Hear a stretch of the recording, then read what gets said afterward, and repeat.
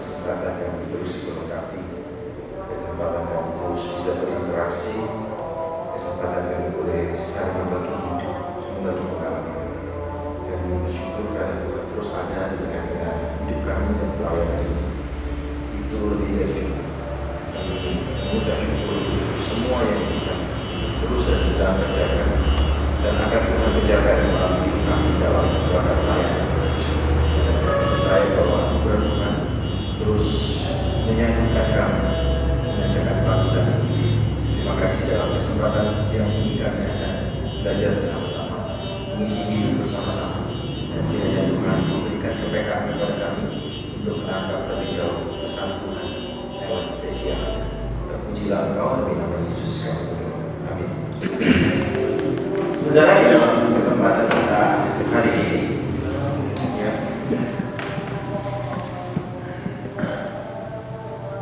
saya membagikan pengalaman hidup saya, ya, dalam penataan hidup yang ada dalam mengerjakan panggilan. Sebagai pendahuluan ada 3 hal yang tidak bisa kembali: waktu, perkataan, dan kesempatan.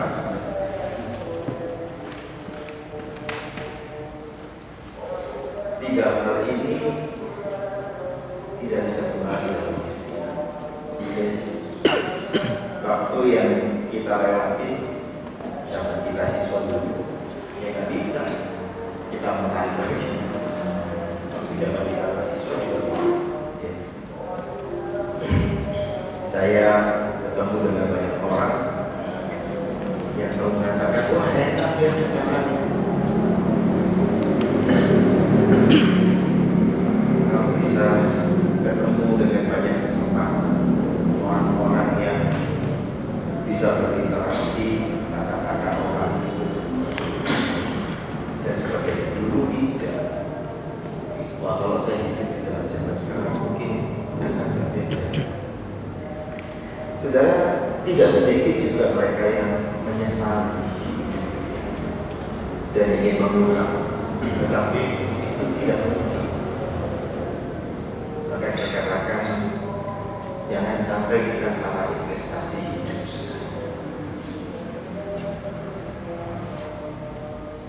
Kalau orang bisnis sebagai pengusaha salah investasi apapun, benar. Tapi kalau seseorang salah investasi hidup, dia bisa binasa. Kalau seorang pengusaha salah investasi hidup, dia masih bisa memulai yang lain, benar. Di sini dia mulai. Tetapi kalau sudah masuk ke dalam konteks investasi hidup, dia tidak bisa mulai. Dan investasi itu ada di dalam waktu kita. Jadi ini poin yang sangat penting di dalam proses perjalanan. Ya. Yang kedua, saudara, tentang perkataan. Perkataan yang berucap itu nggak bisa kita koreksi lagi, nggak bisa. Kalau sudah itu salah ngomong, ya, melukai orang lain, itu nggak bisa.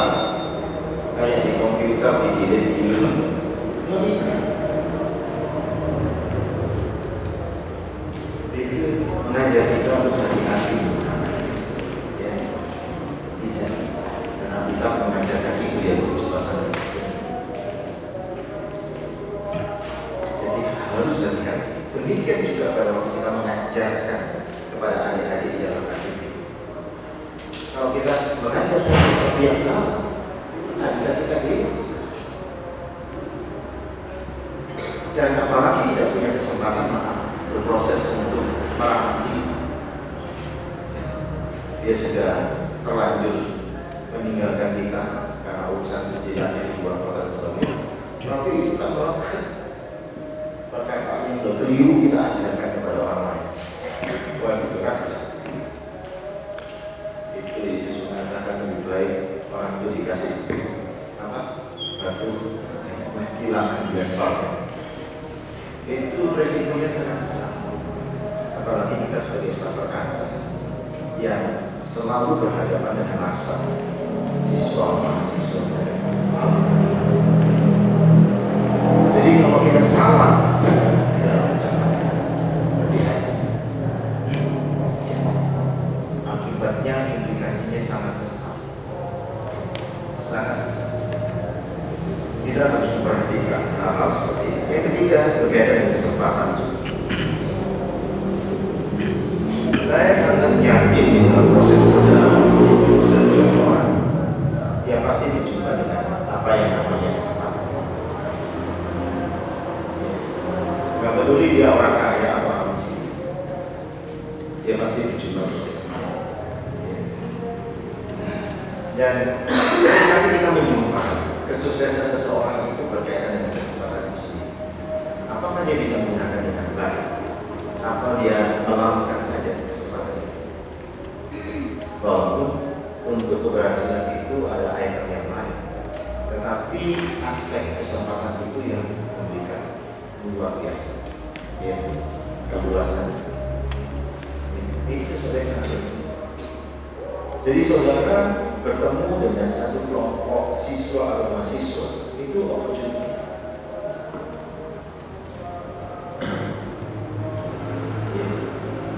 Kalau saudara lakukan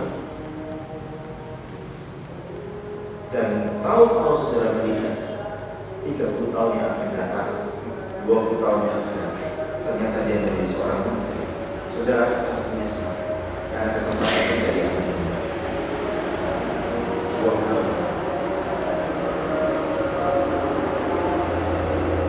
Jadi saudara, setiap momen dalam hidup kita, Tuhan selalu hadirkan menjadi satu momentum, kesempatan-kesempatan. Pertanyaannya, apakah kita menangkap pesan Tuhan dalam kesempatan? Apakah kita akan memaksimumkan diri kita di dalam kesempatan? Kalau orang-orang bermain-main dengan kesempatan dan tidak menggunakan dengan maksimal, tidak mungkin tidak penyesalan akan menjadi catatan sejarah dalam hidup. Dan itu sesuatu yang sangat merugikan untuk diri, karena penyesalan itu selalu hadir. Oleh sebab itu saya selalu mengatakan, kalau bertemu dengan satu orang mahasiswa alumni, itu kesempatan untuk menanamkan satu value dalam hidupnya, menanamkan satu kebenaran di dalam hidup dia. Jangan itu buang begitu saja. Ini hal yang sangat penting di dalam proses perjalanan itu. Saya selalu menggunakan kesempatan itu semaksimum mungkin di dalam mengerjakan panggilan, dan saya tidak mau berlambat dengan kesempatan, apalagi terlambat menggunakannya. Itu saya selalu lakukan. Saya ketemu dengan 2-3 orang, saya langsung sharing bagaimana pentingnya alumni punya komunitas yang membangun hidupnya, yang bersama-sama dengan firman Tuhan. Ya. Terus saya berikan contoh beberapa tempat dan sebagainya. Mereka sangat antusias. Ayo kita mulai mendoakan kota. Ya. Setelah didoakan dalam 6 bulan, 1 tahun, 2-3 tahun, saya tanya kembali,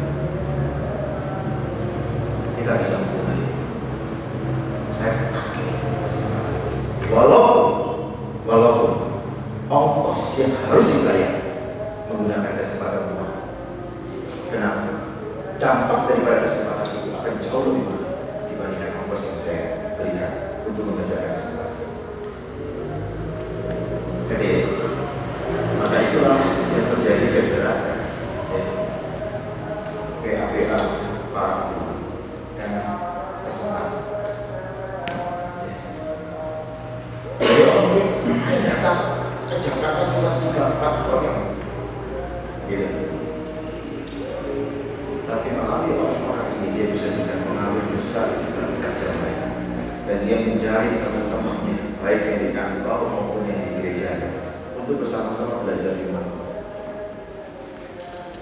Sampai sekarang tempat itu menjadi 20 sampai 25 orang PK bersama tiap.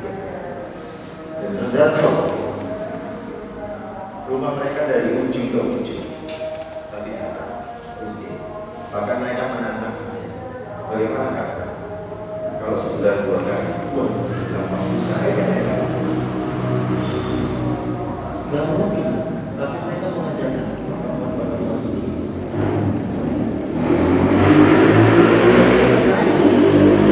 Mereka saling mengingatkan, mereka bisa saling mengumpulkan ya di dalam perjalanan hidup mereka. Itu kesempatan. Dan biasanya kesempatan itu harus dibayar dengan harga yang mahal. Ya. Dan banyak orang tidak berani menggunakan kesempatan karena kosnya yang menghitung kos. Tetapi dia tidak menghitung dampak daripada yang dia pakai atau dia gunakan kesempatan. Ya. Itu yang terjadi. Saya bulan ini baru berintis di Sulawesi Tengah. Ya. Atau dapat informasi tentang banyak teman-teman alumni di sana. Dan pertama kali ketemu ada 20 orang. Ya. Sudah tahu 20 itu belum datang semua. Dan informasi itu mereka dapat saling kasih informasi. Oh ini ada di sini, ini ada di sini dan sebagainya. Baru pertemuan pertama, dampaknya sudah luar biasa. Dan itu ditunggu-tunggu saat ini. Udah nggak sabar mereka sekarang. Udah cepet Juli aja kira-kira begitu. Sampai mereka mengatur schedule kerja mereka karena ada yang mengatur dan sebagainya untuk tidak keluar di hari ini. Cara begitu. Saya kasih contoh di bawah kamera itu, saudara, teman-teman alumni yang PNS. Mereka biasanya, maaf, tugas atau dinas keluar itu yang dinanti-nanti. Ya, teman-teman kalau ada yang mengenal kehidupan dunia pegawai negeri. Karena itu lumayan yang sangkutnya. Bisa lebih besar dari gajinya kan. Berapa hari kan ini. Dan saat itu, saudara, dia mendapatkan tugas. Dia bilang sama pimpinan, Pak, boleh nggak saya diganti yang ini? Karena saya ada kegiatan kita sama. Dan ini pertemuan rutin tiap bulan baca firman Tuhan. Bukan pakai kesempatan dia untuk seperti ini. Kan ini untuk orang. Gampang sekali saya cari pengganti dia. Coba kamu pikirkan. Dia ngomong lagi satu hari sebelumnya. Dia orang lain sih. Tapi dia tidak pernah merasa rugi karena dia menginvestasikan dalam. Sudah, saya ingin berani dia membayar ongkosnya. Dia keinginan. Ya. Tentang uang saat ini, tapi dia tidak menghilang. Dia kekal di dalam hidup. Seperti itu, saya katakan, ini kesempatan yang sehat dalam setiap hidup ini. Dan kalau kita tidak pakai dengan baik, kita akan hilang. Ya. Sayang sekali. Ya. Saudara, selama 25 tahun pelayanan bekasi, tidak ada pelayanan saya sendiri. Itu di mana kita tidak berada. Di mana pelayanan saya sendiri di kota itu sampai tidak terjadi gerakan. Selama 2 bulan. Kenapa? Selain dari sisi Tuhan, saya melihat saya menggunakan tiap kesempatan.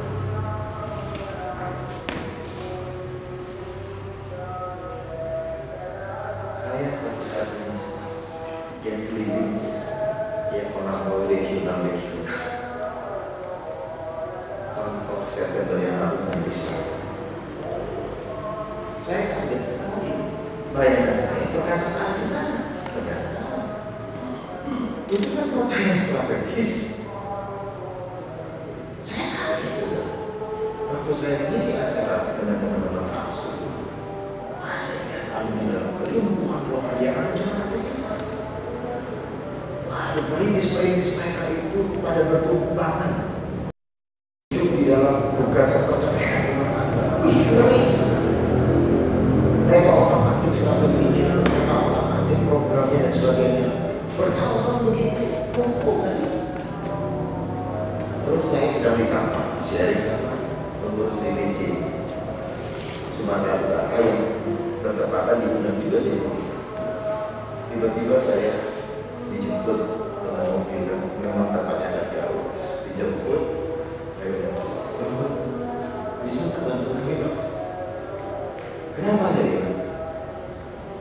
Ya kami lagi sharing di jalan buntu kira-kira begitu. Ya udah saya ganti dulu. Mereka menceritakan itu, kemudian saya sharing. Dan apa yang menjadi persoalan utama dari seorang alumni?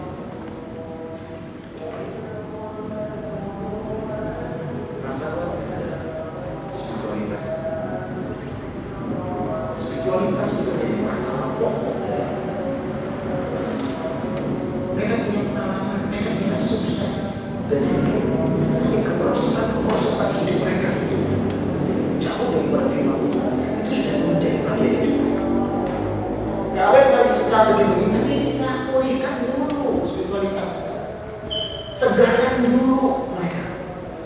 Nanti akan muncul insight dari Tuhan untuk mereka bisa kerjakan. Mereka akan muncul passion mereka nanti yang dulu pernah ada, sekarang sudah belenggu karena materialisme dan lain sebagainya. Saudara, akhirnya pembicaraan nanti langsung mereka mengatakan, "Oke Pak, kita mau memulai. Apa mau pimpin?" Saya bilang, "Doa dulu ya. Saya ini sempit sekali karena saya harus menghitung Senin sampai Kamis itu sudah full PA. Kalau ada ya satu-satunya Jumat berapa? Saya kata terserah. Saya tanya, kalau kita memulai makin cepat makin baik. Mulai bicara antusias, mulai saya kata oke, kita mulai kan ada Kemnas Agustus. Mungkin saya juga jadi salah satu pembicara di situ. Kita mulai saja. Jadi Juli berbicara, September sudah langsung. Sampai sekarang saja. Dan juga ini ketemu dengan teman-teman kami sedang mendoakan aktivitas pelayanan siswa dan mahasiswa di Bali. Di Luwu, staf ini dari Paku datang 2 orang. Bikin pemetaan kota ini. Berapa sekolah negeri, swasta, universitas, sekolah akademi dan sebagainya. Saya datang sama dulu saya suruh dan bikin survei dan mulai doa. Gimana kesempatan Tuhan bukakan kita. Bagi saya saudara, ini penting banget menggunakan kesempatan karena tidak akan bisa menang.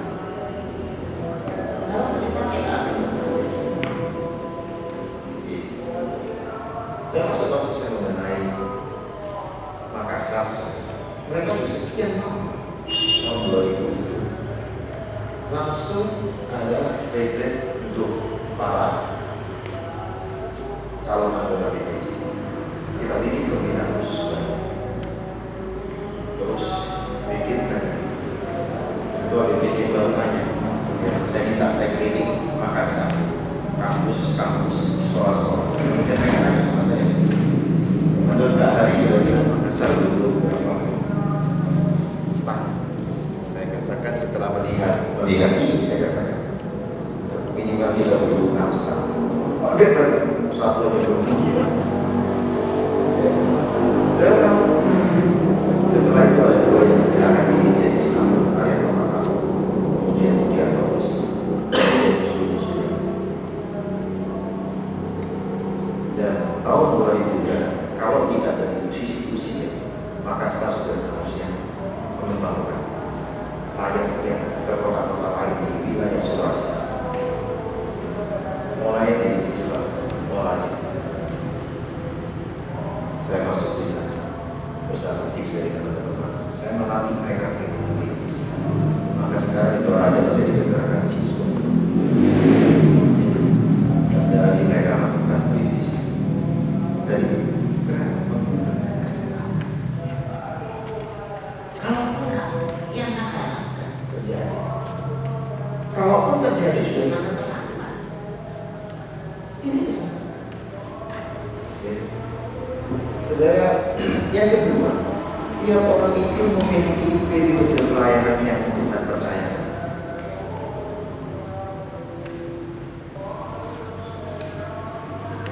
Periode saya ini sebentar lagi sudah habis. Saya memakai sebenarnya karena sudah terbatas 60 tahun.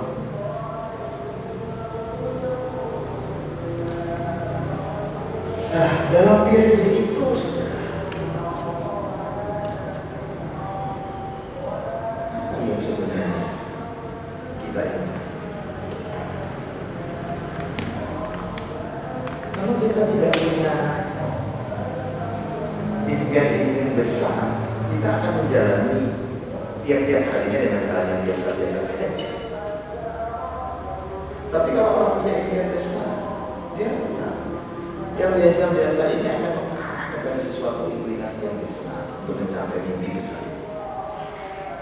Periode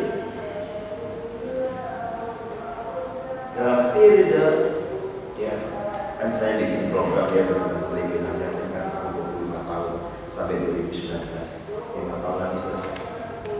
Ya, ini mau bikin tahap kedua.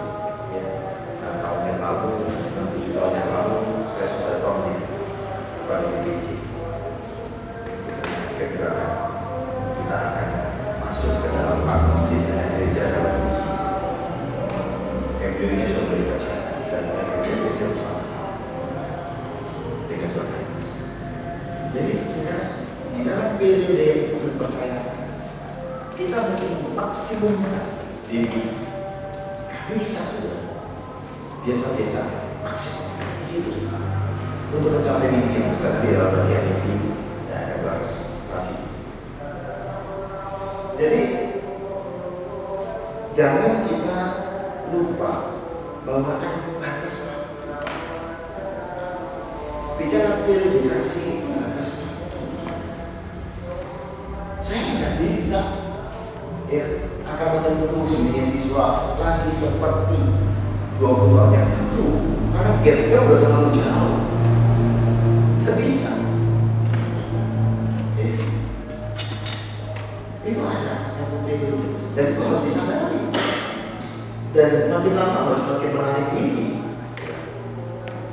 Harus mengerjakan hal yang punya nilai strategis. Dan itu mau tidak mau orang harus sadar bahwa dia adalah dalam satu periode tertentu. Dan jangan lupa di dalam periode itu kau harus membuat sejarah.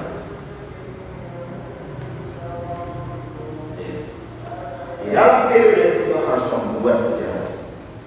Itu tidak bisa tidak.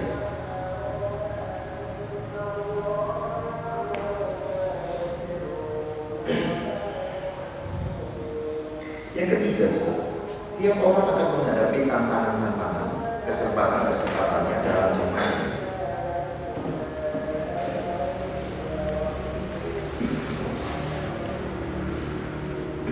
Zaman saudara dalam bagian siswa itu jauh lebih kompleks dibandingkan zaman saya. Zaman saya masih main kelereng. Sekarang kelerengnya sudah pindah dari nuts ya. Kelereng pindah ke situ, betul kan? Zaman saya masih main sepak bola. Ya, sekarang mungkin ada futsal dan sebagainya, tapi itu juga beda, iya kan? Ke HP, bola-bola itu beda, lebih canggih. Ya. Kita lihat, kita itu berjumpa dengan situasi-situasi yang berbeda. Dengan saya berbeda dengan zaman saudara. Ya. Saudara akan berjumpa dengan tantangan-tantangan yang juga berbeda.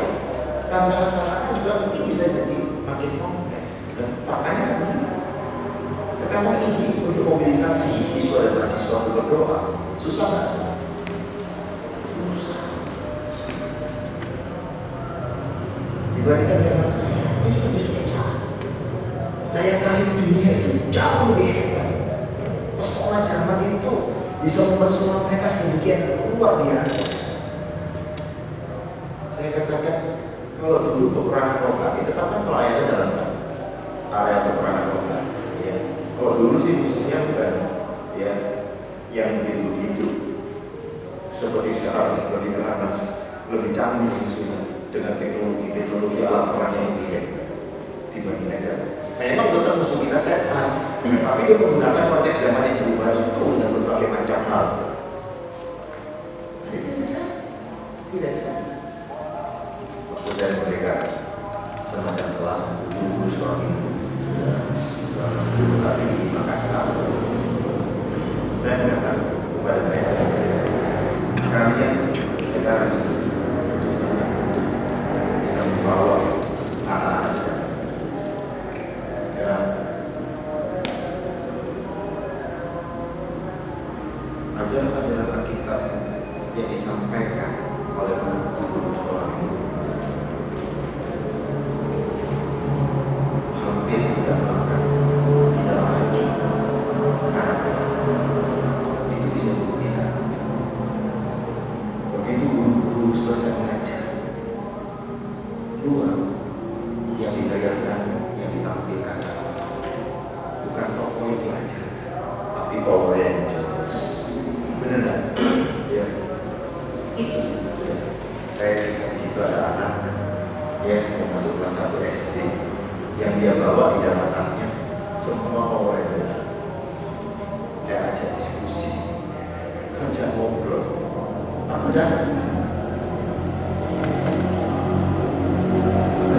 Saya langsung panggil-panggil. Saya ingin masuk lewat hal itu bukan value yang menjadi panutan mereka itu bukan tokoh-tokoh Alkitab Daud, bukan lagi. Itu sudah tidak lagi dalam Power Rangers jadi panutan mereka, benar. Terus saya mau lagi juga.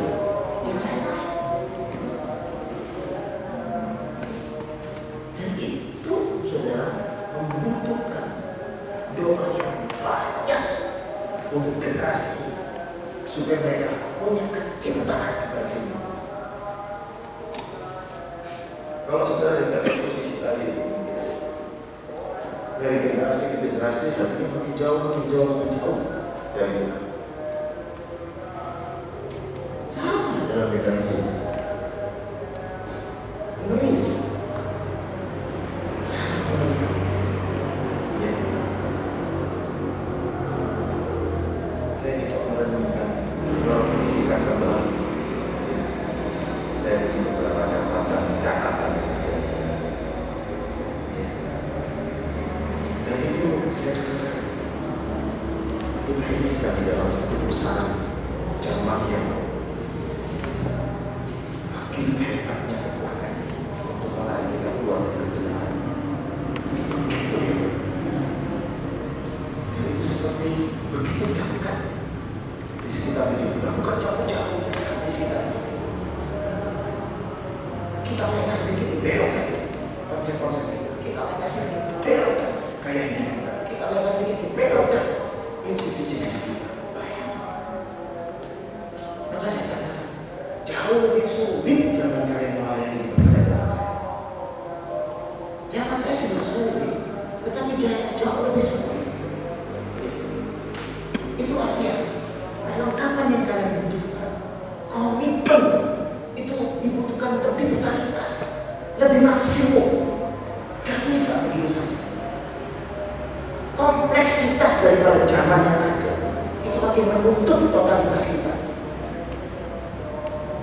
dalam menjalankan kami. Tidak bisa ditambah. Dan ini konteksnya. Ini konteks yang sedang terjadi.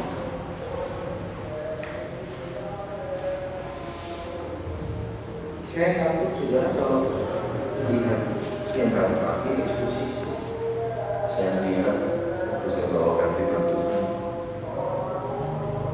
Takutnya itu generasi ini menjadi generasi yang menghasilkan Hofni dan Pinehas. Bukan generasi yang menghasilkan Samuel, ya.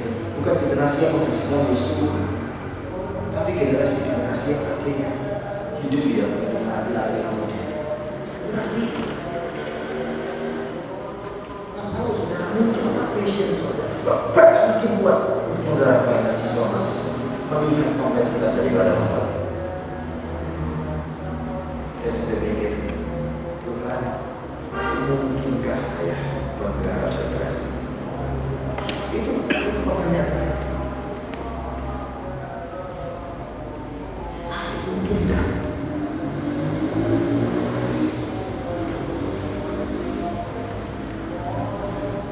Yang keempat, tiap-tiap orang itu memiliki batu-batu kilometer dalam perjalanan hidup. Saudara kalau pergi keluar kota, saudara akan mengendarai mobil atau sepeda motor, perhatikan. Di situ kan ada batu-batu kilometer yang menunjukkan, ya kan, bahwa kurang berapa kilo lagi akan kita tiba ke tujuan. Pertanyaannya sekarang, kita itu berada di kilometer berapa?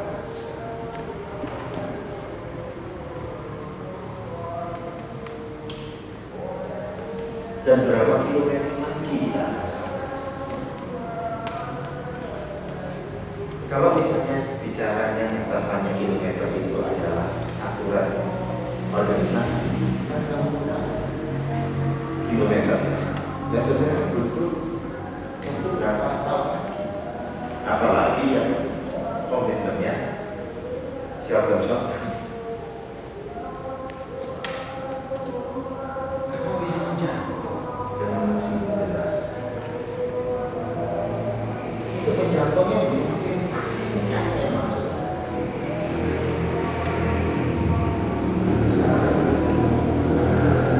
Di mobil saya tanya sama Anda, berapa tahun nih berkata? Sudah kurang tahun dia tanya kalian berapa? Saya 25 tahun ya, kita 100 tahun. Terus saya kayak berapa? 23 tahun. 22 tahun. 23 tahun.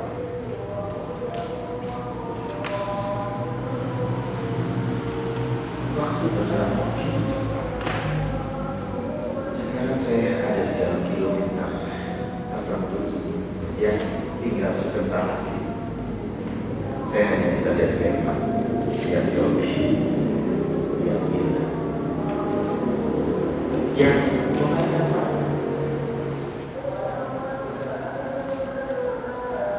Saya hanya terus mendukung mereka dalam doa.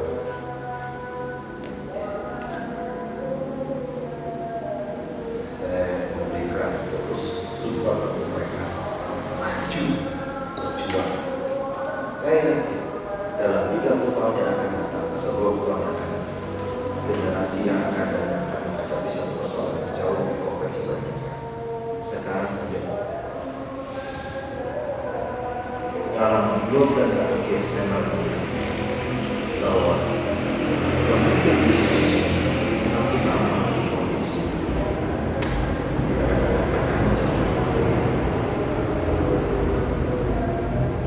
Malah itu makin lama bukan makin sulit. Dan tidak sendiri. Pesona zaman ini merampas hati banyak manusia sehingga mereka kehilangan passion untuk jiwa-jiwa. Seorang majelis beberapa hari yang lalu dalam mimpi telepon dan menceritakan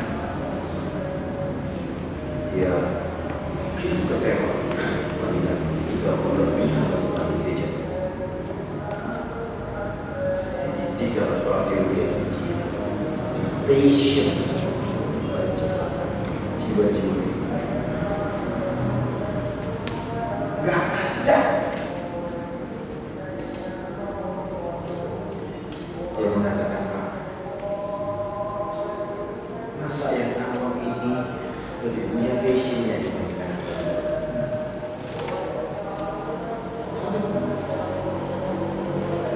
hamba-hamba Tuhannya bukan bikin doa puasa untuk perkumpulan dan pertumbuhan jemaat. Justru yang awamnya, jemaatnya, yang doa puasa untuk perkumpulan pertumbuhan gereja. Dan saya katakan, saudara harus saudara berada di dalam kilometer berapa sekarang, dan saudara akan menempuh perjalanan mencapai kilometer yang berapa juga. Perhatikan dalam tiap-tiap kilometer, adakah generasi-generasi yang makin mendekatkan diri kepada Tuhan dalam proses perjalanan kilometer, atau justru sebaliknya yang terjadi? Makin kita ingin mencapai garis akhir, kita melihat ke belakang, ada banyak orang justru kita datang. Kita menyelesaikan semuanya, tetapi ini sesuatu hal yang menyesal. Hati-hati, saya ingin mengajak kita untuk melihat ini sebagai pendahuluan kita menangani hidup. Ada satu buku yang baik sebenarnya. Buku ini buku yang sangat lama sudah. Saya kenal pada waktu saya masih di bangku teologi, tapi belum diterjemahkan.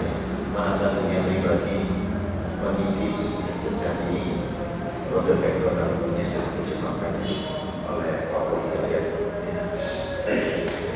Buku ini banyak menolong bagaimana cara hidup sebagai seorang yang percaya. Dan mari saya mengajak kita masuk ke dalam poin yang pertama, tentukan arah hidup. Saudara, kendaraan yang akan bepergian itu akan menentukan tujuan terlebih dahulu, benar? Kalau enggak ada putar-putar, ya. Dia mesti tentukan. Oh, saya mau ke Jakarta, oh saya mau. Karena dengan menentukan itu sudah tahu. Berarti saya harus memikirkan waktu yang dibutuhkan untuk perjalanan. Benar? Kalau saya bisa tempuh dengan pesawat berapa jam? Kalau saya bisa tempuh dengan jalan darat berapa jam? Dengan kereta api berapa jam? Saya hitung semua itu. Ya. Juga cara tempuhnya, bahan bakar, misalnya setiap bulan itu kan saya mimpin PA, ya Blora Cepu, kemudian malamnya langsung ke Kudus. Nah, saya tanya kepada teman-teman di sana, karena saya pernah lain kan, saudara. Iya, saya berangkat, tahunya bahan bakarnya hanya bisa dicepat aja. Kalau saya jika ke Blora itu sudah cukup, khususnya ke Kudus ini. Apalagi mau balik. Kenapa? Karena saya tidak memakai bahan bakar Pertamina. Saya pakai Shell. Ternyata di kota-kota lain nggak ada. Jadi, apalagi kalau bahan bakarnya khusus seperti ini, saudara. Saya kan mesti menghitung. Sejak pengalaman itu saya katakan, saya setiap kali mau berangkat, ya, saya pasti perlu tangki itu full. Dan pulang, saya bisa lihat. Oh, kalau saya isi penuh dengan kondisi saya berangkat ke Blora Cepu dan agak sedikit putar-putar di kota ini, cukup. Saudara, demikian juga dengan hidup kita. Ya. Kita mesti menentukan arah kita, tujuan itu yang mau kita capai. Saya kalau membahasakan mungkin bahasa kita sekarang, apa sih mimpi besar hidup kita? mimpi besar hidup kita ke depan itu apa?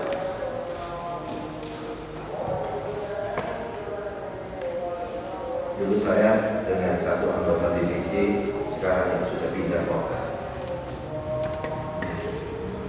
Dulu kan Perkantas ini dikenal dengan biru.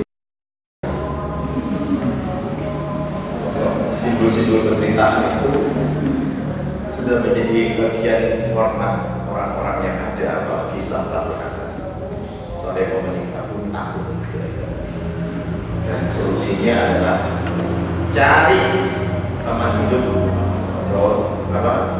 dokter dan sejenisnya untuk menyelamatkan masa depan.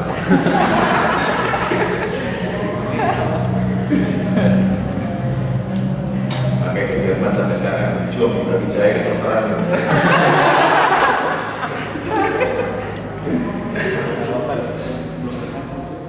Mereka bilang kalau kita mendapatkan sesemesta itu akan melestarikan penderitaan.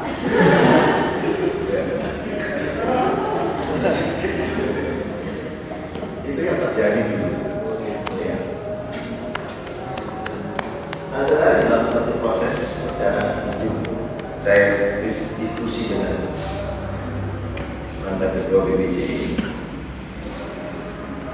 Pokoknya Perkantas adalah menjadi pilihan utama bagi usaha terbaik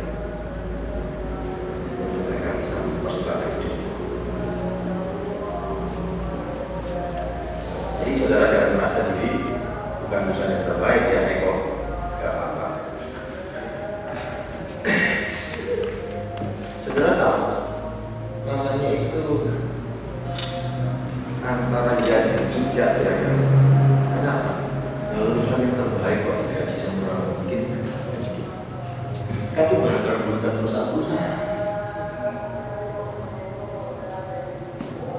Bagaimana kita memperbaiki sisi-sisi kejutan di dalam BPJ?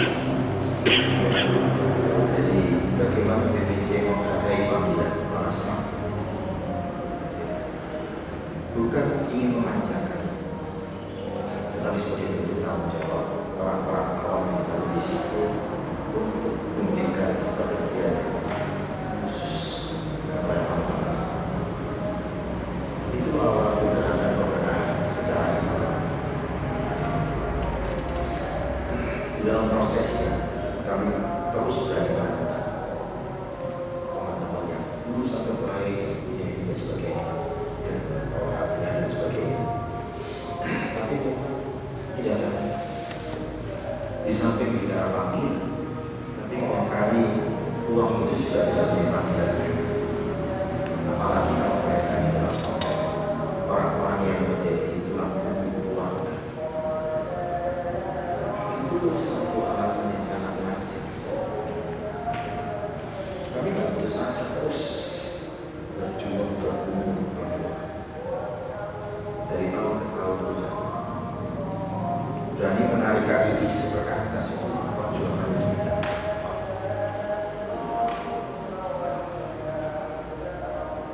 Saya sampai ke gerejanya kaki, kenapa? Bayangin di gereja terkaya di Surabaya, salah satu gereja terkaya di Surabaya.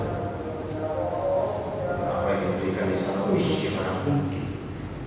Masa pindah ke atas langsung potong gaji. Tantang BPJ waktu ini mah kita memberikan sama seperti gereja. Berani? Berani. Ya. Itu yang kita mulai. Dan itu yang terjadi di dalam. Jadi pasti tahu saudara. Mimpi besar apa? Saya memimpikan Perkantas menjadi motor kegerakan di situ. Perkantas akan menjadi mediator yang bergerak di situ. Itu mimpi saya. Ya. Dan siapa yang menjadi penentu? Itu pas baca Kejadian 37 secara resmi. Bagaimana Yusuf mendapatkan mimpi itu? Dan Kejadian pasal 37 kita 2 kali dia bermimpi.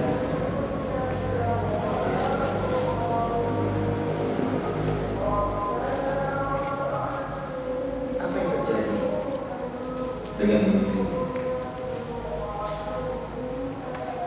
Untuk mencapai mimpi itu, dia harus masuk dalam kilometer-kilometer hidup. Dan kalau dilihat dari kilometer-kilometer yang makin mendekati, fakta yang sedang terjadi dalam pengalaman Yusuf kelihatannya makin jauh. Benar? Dia menjadi pemimpin masuk di surga. Dia menjadi pemimpin dijual jadi budak. Ini kan fakta yang makin jauh. Tapi kita lihat di sini, dia menentukan itu dalam desain Tuhan. Karena ini adalah bagian proses untuk mematangkan Yusuf, supaya bukan menjadi seorang pemimpin yang kapital, tapi pemimpin yang lahir ya dari satu proses yang begitu membentuk diri. Itu yang terjadi. Ya. Jadi mimpi besar kita, saudara, itu tidak dicapai dengan sesuatu hal yang mudah. Mimpi besar kita itu akan berhadapan dengan fakta-fakta yang kelihatannya jauh untuk menjangkaunya.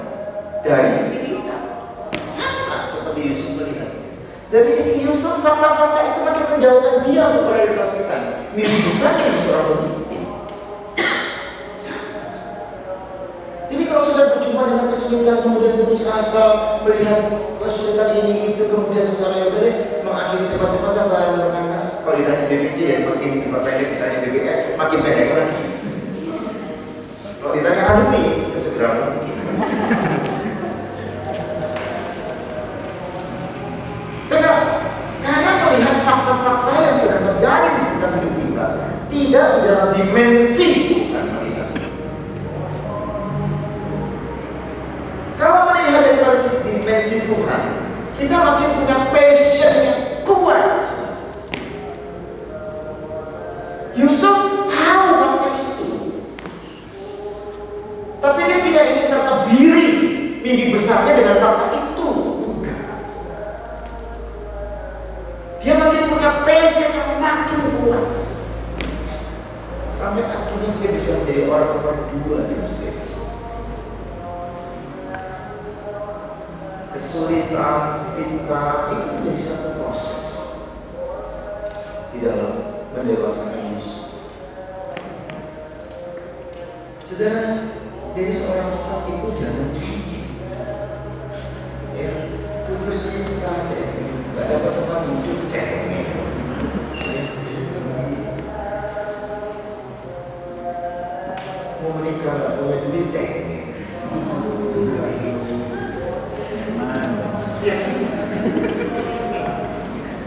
Ya kalau terus begitu, gimana saudara mau jaga mimpi besar itu?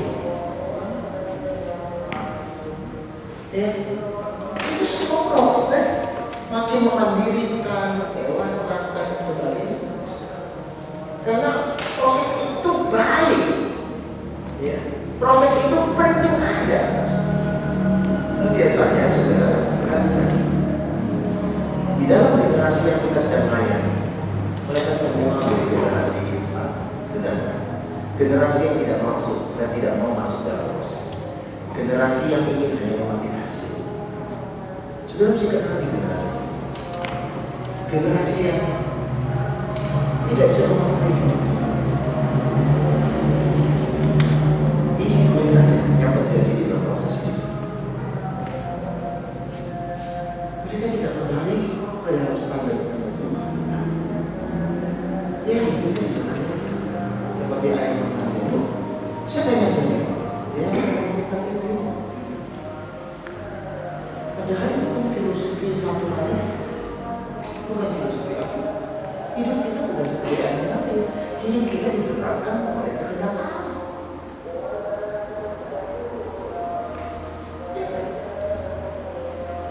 Ini sesuatu hal yang penting. Ya. Jadi kalau kita jadi orang yang cengeng terus, ya kapan mimpi besar tercapai? Engkau harus berbahagia menjumpai kesulitan. karena itu opportunity untuk diri. Ya, engkau harus berbahagia dengan kesulitan itu. Banyak orang tidak merasa nyaman dengan kesulitan. Itu sesuatu yang sangat palsu. Engkau harus berterima kasih. Karena tidak semua orang mendapatkan kesulitan itu. Benar? Saya kasih contoh. Saya dengan kehidupan saya dalam keluarga yang begitu sulit, miskin dan sebagainya, itu membentuk saya menjadi seorang yang tidak bisa menyerah kepada keadaan. Nah sekarang saya punya anak-anak di dalam kehidupan yang berlimpah. Dia tidak punya kesempatan yang membentuk dia semacam itu, tidak ada. Ini berbahaya. Nah generasi kita sekarang ini generasi yang tidak terbentuk lewat kesulitan, karena semuanya juga kondisi yang lebih baik. Kenapa itu bisa terjadi? Ya lupa aja. Dulu orang tuanya dalam kesulitan berjuang, bekerja, sukses. Dia tidak ingin kesulitan itu diwariskan ke anak-anaknya. Ngerti? Yang ada kenyamanan-kenyamanan itu yang terwariskan. Akhirnya anaknya nggak terbentuk. Salah satu proses kelambanan kemandirian itu, saudara. Generasi yang lambat dewasa. Kenapa? Karena hal itu yang terjadi dalam pembentukan keluarga-keluarga Kristen dan keluarga-keluarga yang pada umumnya. Ini perlu dipikirkan, benar. Jadi kalau saya melihat anak saya bercoba dengan kesulitan, saya mensyukuri dia. Dan saya tidak ingin mengambil alih kesulitannya dan menggantikan dengan kenyamanan. Biarkanlah dia berproses di dalam kesulitan itu bersama Tuhan.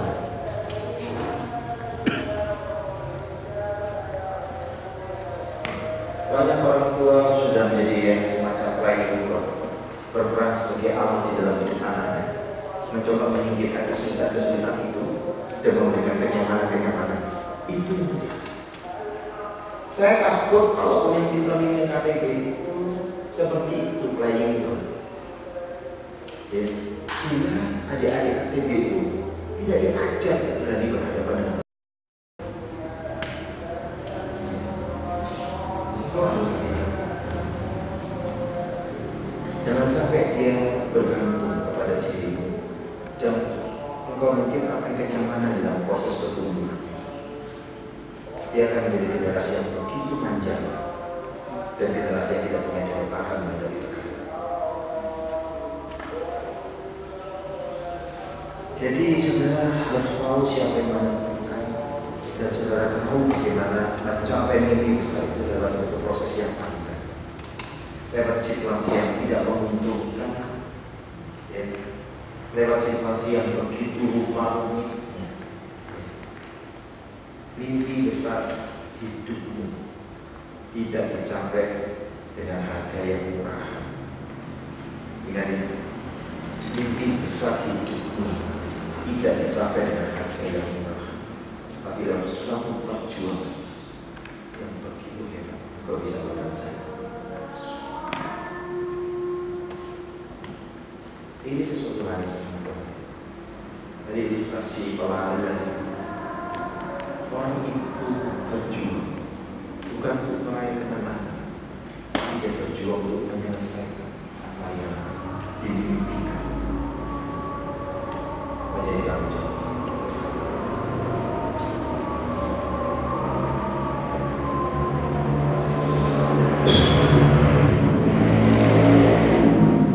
Oke, ada yang bertanya sampai di sini?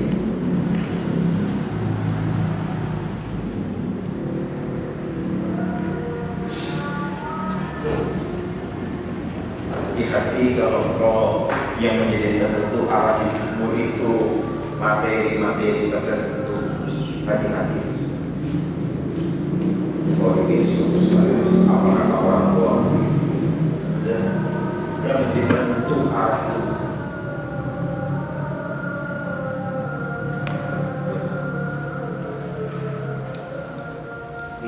terjadi dalam interaksi.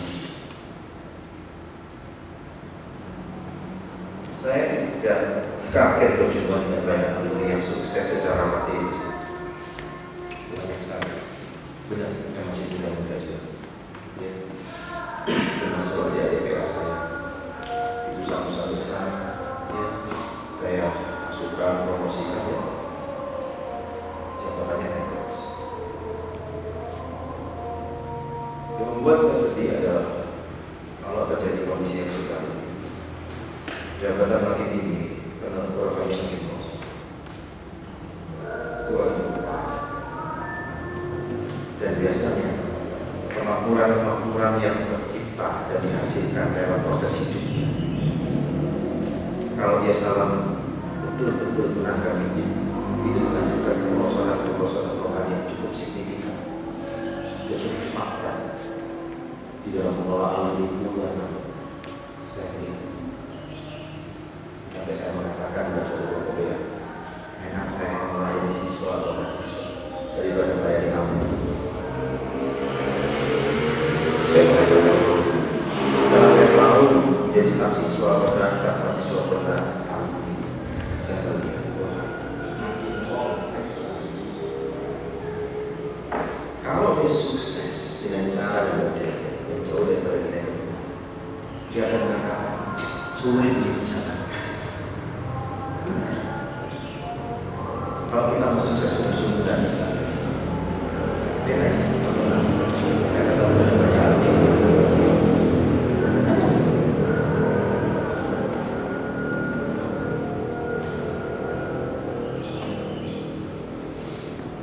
ada alumni malam datang ke tempat seorang staf. Ya, minta dipesankan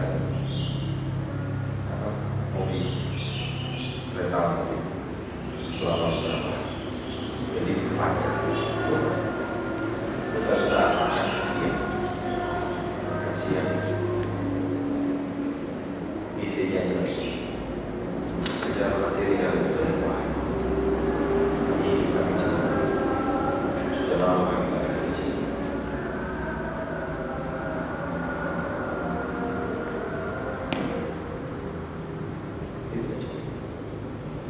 Dia mengatakan, walaupun dalam perlimpahan sebenarnya kami hilang sukacita, dan itu yang bisa kami.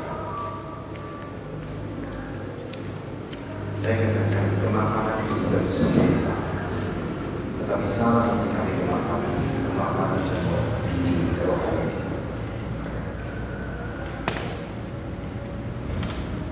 Kalau kamu yang terpilih terpas.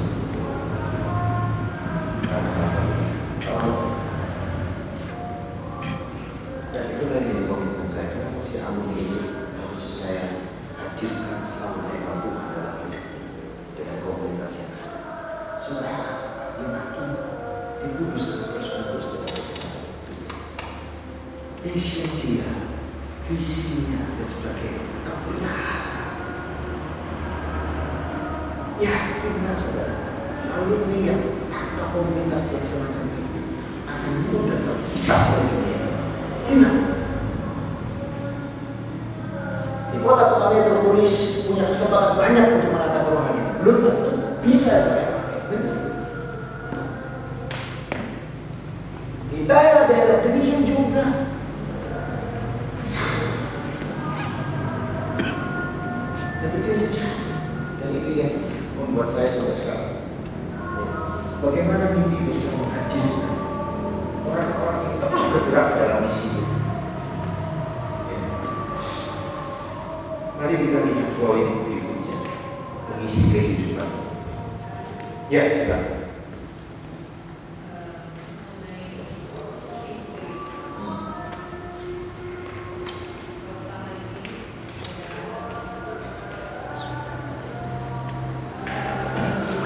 Ya.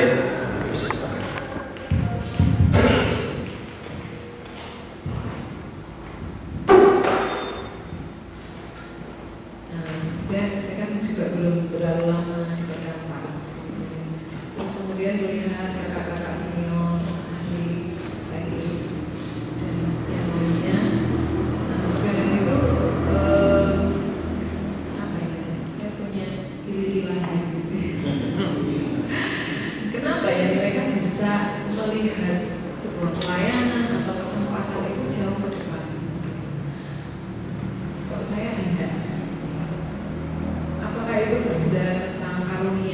ada orang yang dikaruniai seperti itu, bisa lihat 25 tahun ke depan, jadi konseptor 25 tahun ke depan, atau itu hanya bicara tentang ya kita melatih diri untuk melihat sesuatu ke depan. Karena semisal saya keluar dari sekolah teologi gitu, saya memikirkan iya peran Islam ketika saya dulu orang awam dan sekarang sudah mulai teologi gitu, tentunya tanggung jawabnya harusnya lebih banyak. Tapi saya merasa kok kerjaan saya kok mirip ya sama dulu gitu. Ini apa saya salah nggak pernah memikirkan kilometernya atau karena nggak tahu atau seperti apa. Jadi ya bisa dibilang pelayanannya jadi lama-lama nggak terasa juga aktivitas seperti itu. Pengalaman saya kurang lebih sama akhirnya Siska juga sama.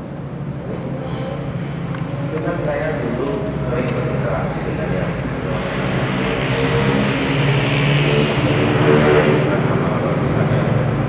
bukan pakai saya diskusi tanya dan sebagainya. Itu kan saya tidak seringkali saya diskusi dengan sektor sekretaris umumnya Pak Opang. Saya seringkali diskusi dan sebagainya. Mereka seringkali lebih banyak masukan, wawasan dan sebagainya. Ucapannya seperti ini kan. Saya banyak beragam bicara aja. Ya, terus ketemu yang lain, ngobrol-ngobrol, nggak bisa catat-catat. Nah itu akhirnya menjadi pola saya. Dan waktu saya coba tata catatan itu, membentuk satu hal. Jadi kumpulan yang kelihatan sporadis itu menjadi satu poin yang sangat penting untuk mengarahkan ya, untuk mengarahkan situasi-situasi zaman dan sebagainya. Kalau dikatakan karunia, dia bisa juga, tapi karunia itu kalau nggak dikembangkan ya itu juga sama aja. Tetapi kalau orang misalnya toh tidak dalam kesimpulan karunia, tapi proses belajar itu terjadi dalam hidup, itu pasti. Jadi apa solusinya? Perbanyak sharing dan generasi.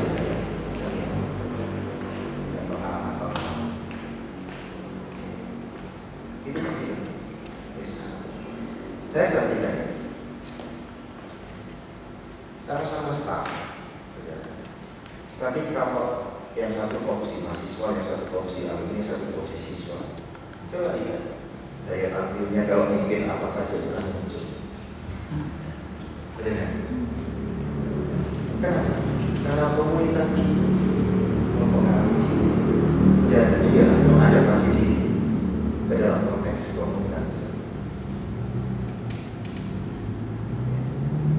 Kalau berprestasi siswa itu biasanya lebih punya kreativitas, umur yang tinggi dan sebagainya.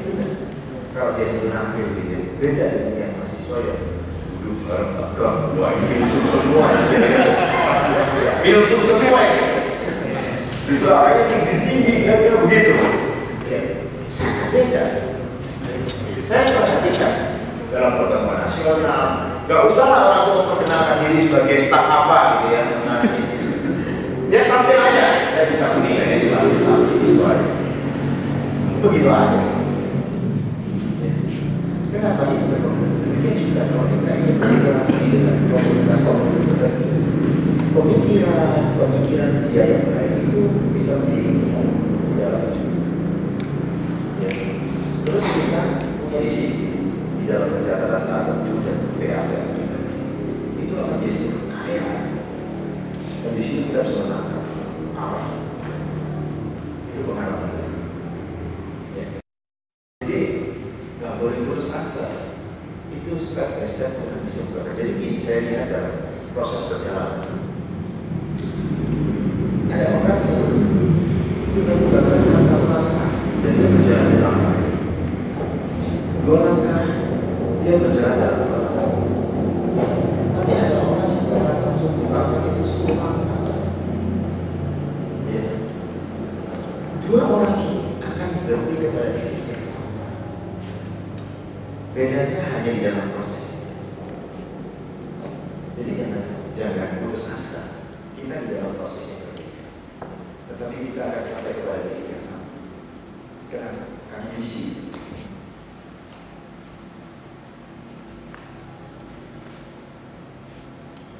Jadi itu yang seharusnya ya, menjadi bagian hidup kita dalam berinteraksi. Jadi kesempatan-kesempatan seperti ini kayak ngobrol sharing apa aja.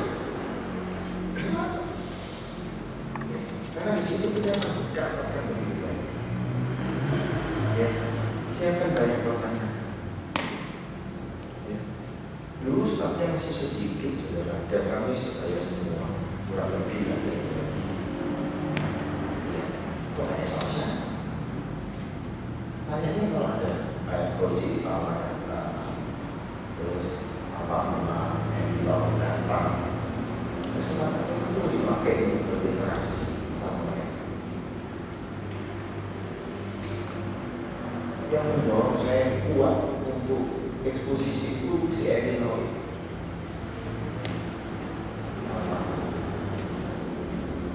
Elinor itu luar biasa. Yang perempuan kecil-kecil, pemalu, tapi kuat Allah yang firman Tuhan. Nanti apa mau? Itu mau full, waduh, dalam, reflektif. Wah, kami waktu itu 89 itu sangat biasa. Banyak yang digunakan karena tempatnya merited dicuri, kan dicuri sampai sepatu dicuri sampai pergi pulang ya apa pakai kan nggak pakai sepatu sampai sana dalam kekirian kami. Merited itu yang dicari tempatnya gratis. Adanya punya alumni udah teman-teman yang perempuan semua di kamar, di ruang. Ini padahal lebih dingin dari tempat ini, saudara. Nggak ada selimut, nggak ada kasur, nggak ada apa. Betul-betul di dalam penderitaan. Ya itu ya. Saya ingat pada waktu habis ini di Surabaya. Saya pakai kesempatan untuk banyak pertanyaan dan sebagainya. Itu saya paling suka kalau dia di Surabaya di Jakarta. Jadi kalau pas dia datang bisa maksimum kan ada 2 staf itu dari Prabowo. Jadi Prabowo ini banyak aja alasan dia dari kita datang kira-kira. Jadi dia di dalamnya kesempatan saya pakai kesempatan menyerap yang sendiri kira-kira begitu. Kalau orang bilang ilmunya, pengalamannya, sangat sih. Jadi cakup di dalam penataan pelayanan. Jadi problemnya diberikan Tuhan kepada staf-staf yang ada. Tidak ini orang campur dalam organisasi. Dia kan pemahaman. Saya kurang lebih seperti itu. Ya udah kamu menata pelayanan. Gak lama, cuma 3-4 bulan, kemudian 3-4 bulan itu hanya 2 minggu. Kan singkat banget, tapi saya maksimumkan seperti itu. Bukan saya termasuk bikin program atau menekan setahap pertama. Jadi ya kalau Tuhan masih meningkatkan satu langkah, dia berjalan di dalam satu langkah. Nah, kesempatan-kesempatan seperti ini dari eksposisi kita menemukan nanti dalam ini saya sebutkan. Oke, ada lagi. Ini lebih baik sharing dari apa yang sudah saya lakukan, lebih enak untuk dibaca, ya. Daripada wacana-wacana kira-kira filosofi. Harus gini gimana? Idenya lain dalam implementasinya, ya. Kayak ada pengalaman yang ada. saya harus mengatakan generasi staff sekarang ini seharusnya jauh lebih bersyukuri karena begitu banyak hadir staff lain. Itu pengalaman saya. Saya dulu mau tanya tapi belum tentu semua orang bisa bersyukur gara-gara staff ini. Dan misalnya kalau orang tidak menggunakan kacamata yang baik, dia lama aja masih benar. Betul ya? Tapi kalau orang menggunakan kacamata yang benar, dia lihat apa saja pasti lebih jelas. Ya. Jadi sisi kacamata apa yang kita pakai untuk melihat sesuatu. Ya, karena Pak tentu bisa sendiri. Tiap orang itu pasti ada plus minusnya. Dirimu sendiri juga ada plus minus. Iya. Tapi kita di dalam proses yang terus mengerjakan panggilan ini dan keputusan yang Tuhan buat. Jadi orang yang makin dewasa, makin sulit memiliki kacamata yang kurang pas. Karena makin dewasa dan bertumbuh, dia makin menggunakan kacamata yang pas untuk menaruh dalam diri. Jadi akan bertumbuh sehat, sangat sehat. Hati-hati. Jangan sampai itu tidak menggunakan kacamata yang pas. Dia bisa frustasi, atau menggunakan kopi dan ini semacam itu benar. Tapi dia menggunakan kacamata yang pas. Itu bedanya. Jadi kalau kita tidak mau dalam proses itu agak sulit. Oke, ada lagi teman-teman. Kira saya cek. Saya lupa cek. Bos ada. Oke. Mari kita melihat poin berikutnya, misi kehidupan. Ya. Di mana Allah dalam hidup ini, saudara? Itu kita perlu. Di mana Allah dalam hidupku ini?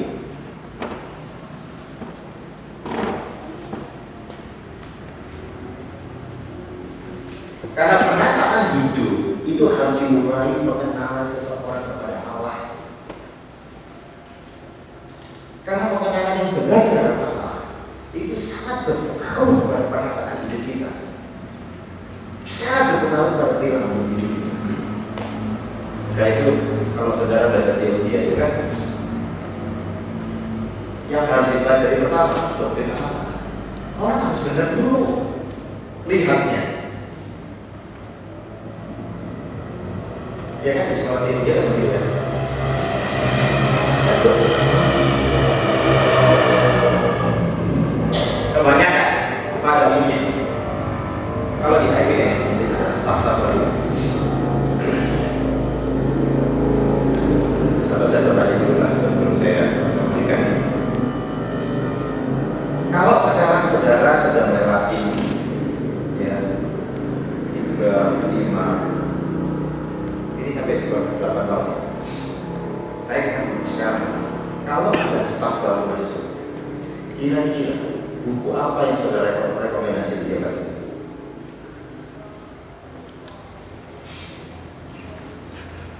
Buku apa? FHB gitu. Buku pedoman pelayanan. Ya, buku pedoman pelayanan. Sama ADART. Jadi kayaknya punya pengalaman. Sampai kita staff kan gitu. Visi dan kontribusi.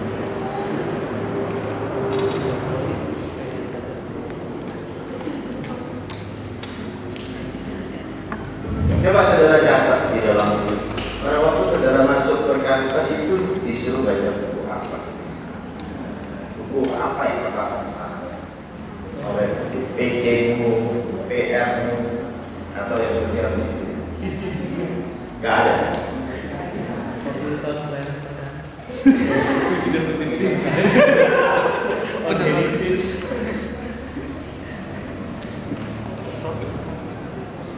Saya menyarankan setiap mereka yang masuk di berkantas itu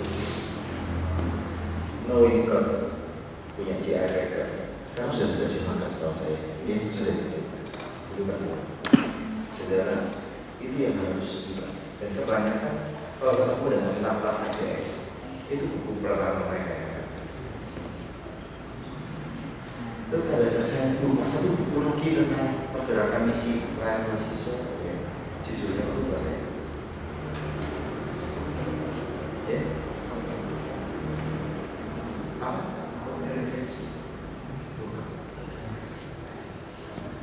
Karena buku itu sudah tidak terdengar lagi. Tapi pernah ke Surabaya masih ada. Terus yang itu sejarah untuk kembali ke memang ada misi dalam penulisan buku itu yang masih perlu dihidup. Tapi buku itu sangat baik untuk membuka wacana, ya, sejarah dari pergerakan mahasiswa. Dua buku itu yang saya pasti sarankan. Kalau saya, jadi selalu sarankan dua buku. Kenapa? Pengenalan seseorang kepada Allah yang semakin lama, semakin berguna. Ya, itu sangat berpengaruh buat perilaku hidup. Maka orang yang makin belajar dengan Tuhan kita, itu makin mengenal Tuhan sedemikian rupa, makin punya passion yang kuat, makin totalitas, dan makin berani membayar harga diri.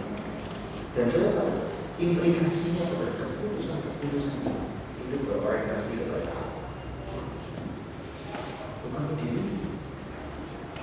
Betapa pentingnya orang belajar tentang hal itu, ya, sangat penting. Jadi pertanyaan saya pertama itu, penataan hidup itu sangat dipengaruhi kepada Tuhan. Ingat, penataan hidup itu sangat dipengaruhi oleh Tuhan. Makin mengenal Tuhan yang betul dan spesifik, itu akan menata hidup begitu berkenan kepada Tuhan. Jadi kalau orang hidupnya maaf ya, saya sangat yakin kehidupan rohani dalam pengaruh Tuhan juga itu sudah pasti.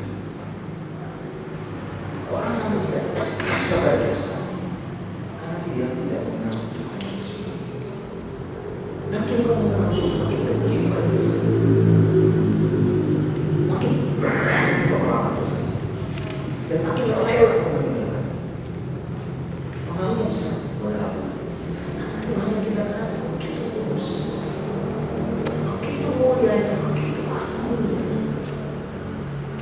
Engkau tidak akan berani menaruh ambisi-ambisi yang kotor di dalam pikiranmu dan hatimu.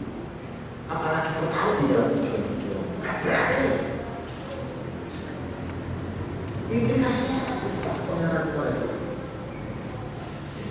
Kau makin mengenal Tuhan, kau makin berani melepas apa yang kau miliki. Orang yang tidak berani apa yang dia melepas apa yang dia miliki, dia gak kenal siapa Tuhan.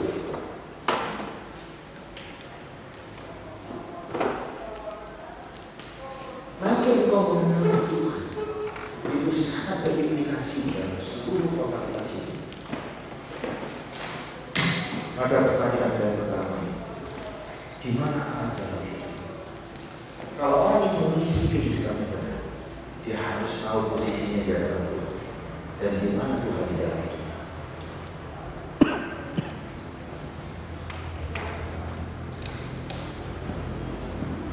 Bagi saya, segala sesuatu dimulai dari pengenalan kepada Allah.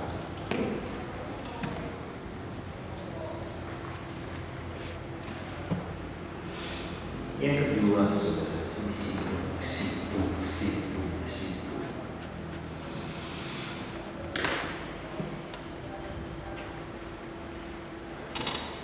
Kita itu tidak akan pernah lepas dengan istilah ini. Betul? Maka itu kenapa saya perpanjang istilah ini. Apalagi kalau sudah ketemu dengan aku, istilah ini makin menjadi bagian hidup mereka.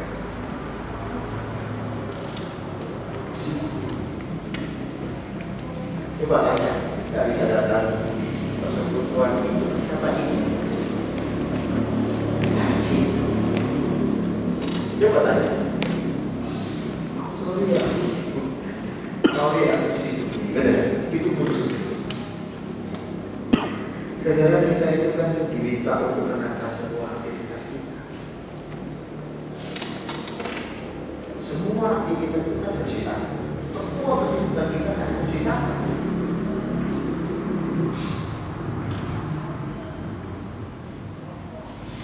Orang yang menggunakan kesibukan menjadi alasan itu menunjukkan ketidakmampuan dia menata hidup.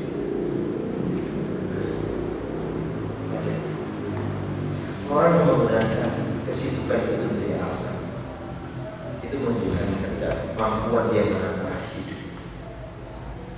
Orang yang mampu menata hidup, dia tidak akan menggunakan kata hidup. Karena tidak ada seorang pun yang tidak sibuk.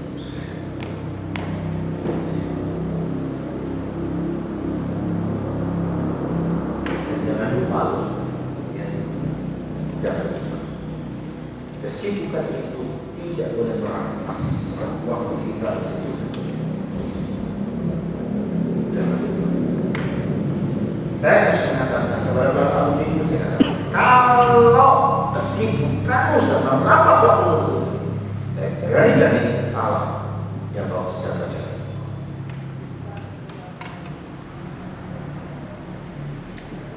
Karena tidak mungkin Tuhan mempercayakan begitu banyak tanggung jawab sampai orang itu hilang hidupnya. Itu tidak mungkin.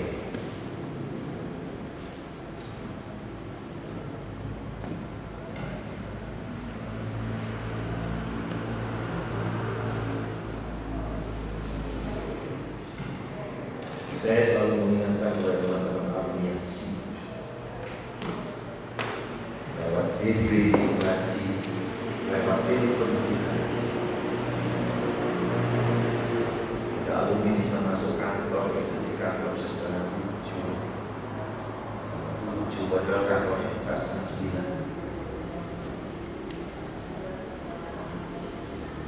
Kalau dia terlambat berangkat di Jakarta, dia akan berjumpa dengan kemacetan, sehingga dia bisa menggunakan waktunya lebih lama bersama Tuhan dalam saat terjun di kantor. Tapi sudah tahu, dia bisa pulang pasti di atas jam 7 jam 8 dan sampai rumah di Jakarta. Namanya Jakarta, benar? Kota besar, kota sibuk, kota macet. Di situ banyak pemborosan waktu. Dan di daerah-daerah yang belum ada kemacetan, kau masih punya banyak investasi waktu. Tapi kalau tidak baik, maka keluar dengan baik, yaitu ada.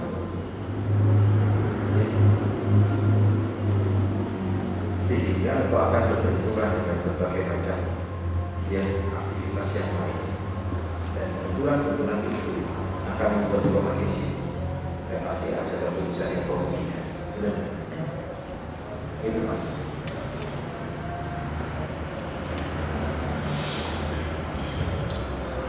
Saya harus mengatakan kita belajar dari para murid Yesus. Kalau saudara mencermati Matius pasal 4, ya, ayat 18 sampai 22, para murid itu dipanggil Yesus di dalam dan di tengah-tengah kesibukan. Tidak ada. Mereka sedang sibuk mendalam, sedang menata jalan, benar. Tetapi perhatikan respon mereka. Mereka tidak menggunakan kesibukan itu menjadi alasan untuk merespon kepada panggilan. Mereka tidak tahu kesibukan itu menghalangi mereka untuk merespon segera untuk Tuhan.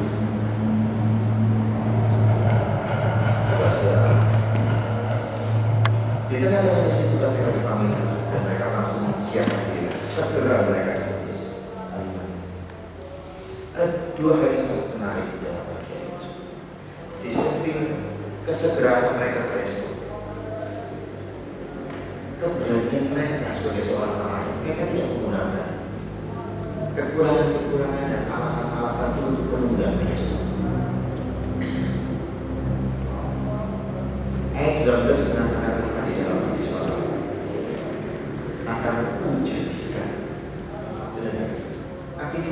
sadar betul bahwa mereka akan dibentuk oleh Tuhan di dalam keterbatasan dan kekurangan mereka akan dibentuk. Karena Tuhan. Ya, mereka tidak menggunakan kelemahannya, kekurangannya untuk membatasi respon kepada Tuhan. Mereka tidak menggunakan kesibukannya untuk bagian daripada penolakan mereka dalam respon. Dua hal ini seringkali yang menjadi bagian kita untuk membatasi penyalahan kita dengan respon yang sendiri. Kamu nggak bisa begini dong, aku bukan dia, aku enaknya lihat dia dan sebagainya. Akhirnya apa menunda? Akhirnya aku lakukan. Salah menjadi dia. Saudara, kalau semua bercermin kepada konteks kebenaran dan Tuhan di dalam perkataan kita, itu akan memotivasi begitu kuat. Sangat kuat. Karena firman Tuhan yang mengarah. Maka saya katakan, di situ kita dalam interaksi dengan firman Tuhan yang bertinggi dan sebagainya.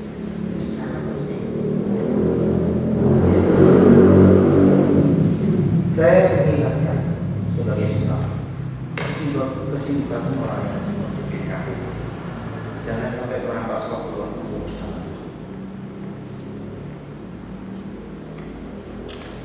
Ya, saya memimpin begitu banyak kelompok PK. Ya, saya kalau pagi, ya, sampai menjelang sore, kalau kecuali ada keluarga tertentu, tapi sesungguhnya preventif. Itu mengisi hidup saya di rumah. Entah baca buku, entah nulis ini itu, entah sharing dan sebagainya. Itu yang terus terjadi. Kamu baca Quran begini, saya baca Quran begini, baca buku begini. Ini pesan Tuhan kira-kira gitu ya, untuk melihat konteks perbuatan zaman. Tadi dari kakak ipar saya kan meninggal, masih ibadah saya ikuti. Selesai, saya kan mulai sangat lelah sebenarnya saya hidup pojok gitu. Dikasih makan saya tolak, dikasih buah saya tolak, semua saya tolak.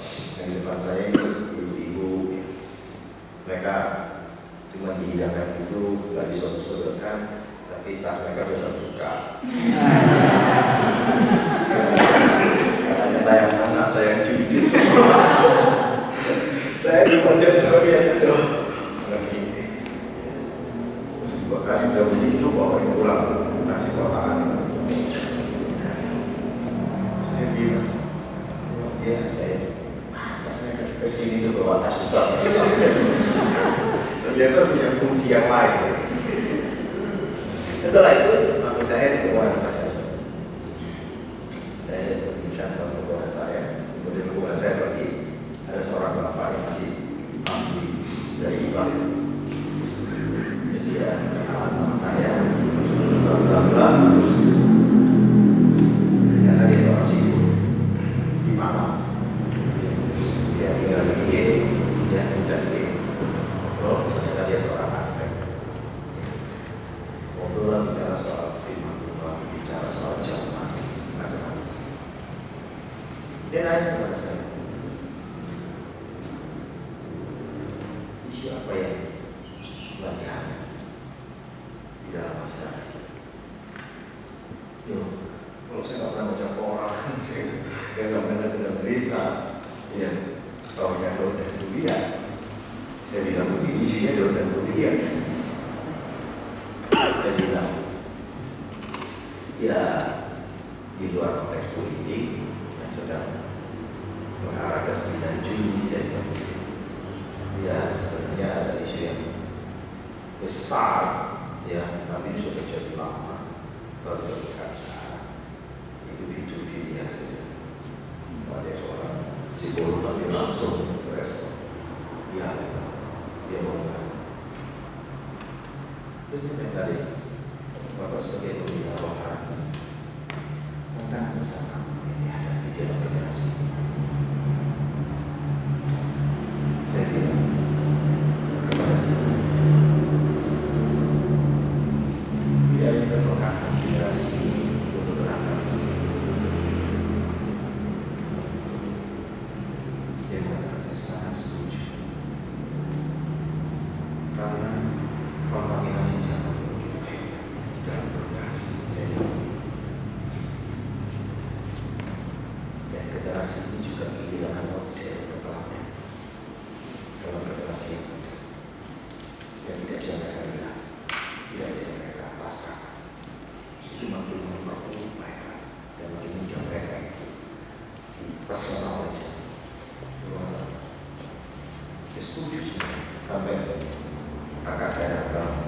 Pak juga di sini.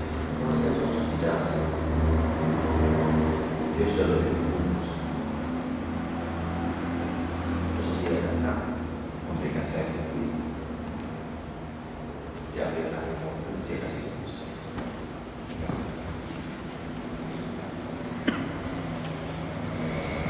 Jadi sesuatu hal yang bisa terjadi dalam proses hidup kita berinteraksi, dan itu sudah pasti apa yang saya ingin ceritakan daripada poin ini sudah.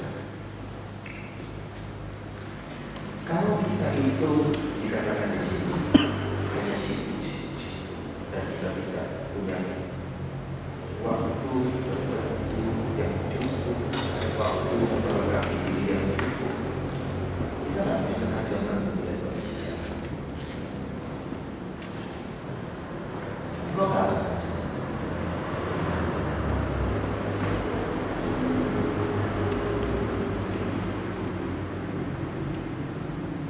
Karena kalau hanya mengerjakan aktivitas kali, aktivitas kedua, aktivitas training,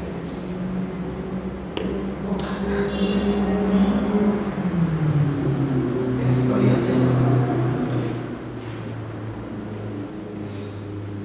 ya, maaf ya teman-teman, isu yang begitu hangatnya tentang hidup ini apa yang direspon oleh staf siswa secara khusus?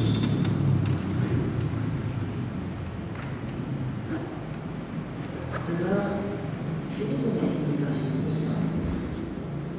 Yang menentukan orang tua siswa takut menyerahkan anak-anaknya untuk kita bimbing.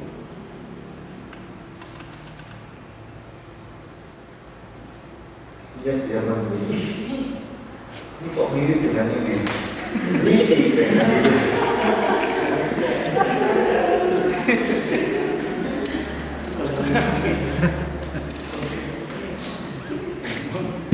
Coba saudara ya, kita ini seringkali wah itu terjadi cuma sekilas gitu. Kita nggak lihat bahwa ini implikasinya besar.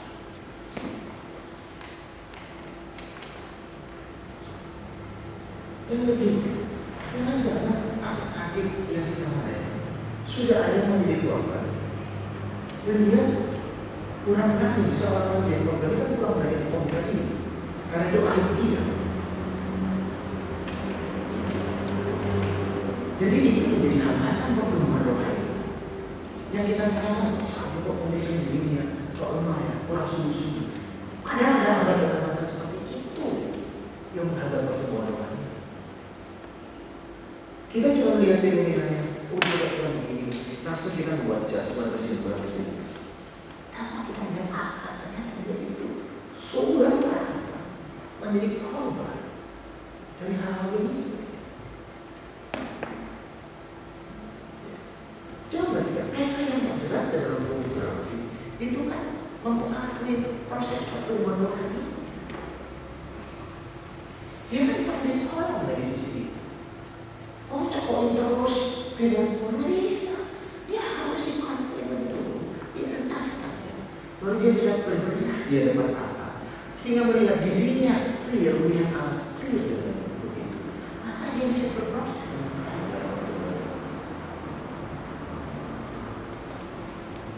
Saudara, hal semacam ini tidak cukup dibacakan dengan diskusi. Ini perlu pendekatan personal. Untuk pendekatan personal itu butuh waktu, ya, untuk bisa menyentuh hati mereka, untuk punya waktu berdoa untuk mereka. Bukan hanya untuk punya waktu mendekati, tapi harus punya waktu berdoa dengan tekun untuk mereka. Biasanya kita lebih dekat menggunakan, kita lebih cepat menggunakan pendekatan itu, tapi ketekunan berdoa untuk orang itu menjadi kurang atau bahkan tidak terjadi. Jadi sebetulnya, maka saya katakan orang yang makin sibuk makin tumbuh. Kalau dia tidak betul-betul kondisinya.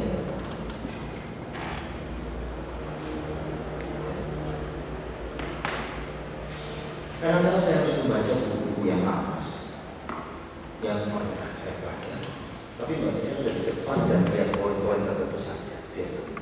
itu untuk manifest.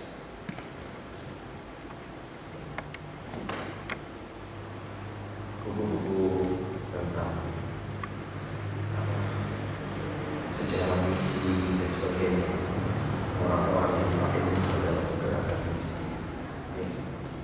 Kalau kita baca komitmen dia dalam gerakan itu luar biasa. Itu terus berjalan. Fokus. Jadi kalau aku sibuk terus, saya tahu bahwa kesibukan bukan Tuhan.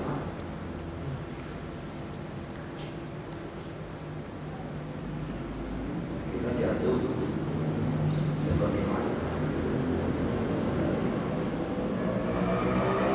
Kita tidak kalau seperti nelayan kita ada kuasa. Ini penting.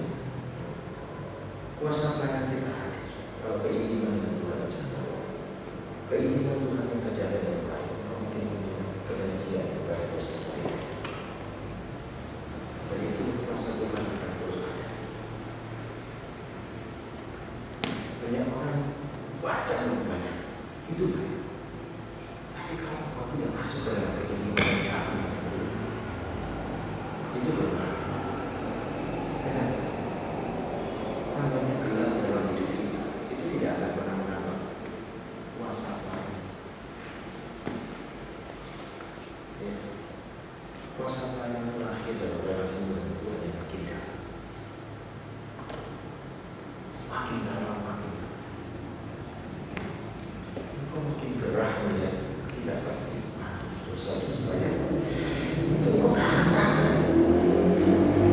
Engkau tak bisa mentoleran apa-apa video atau apa. Nggak bisa.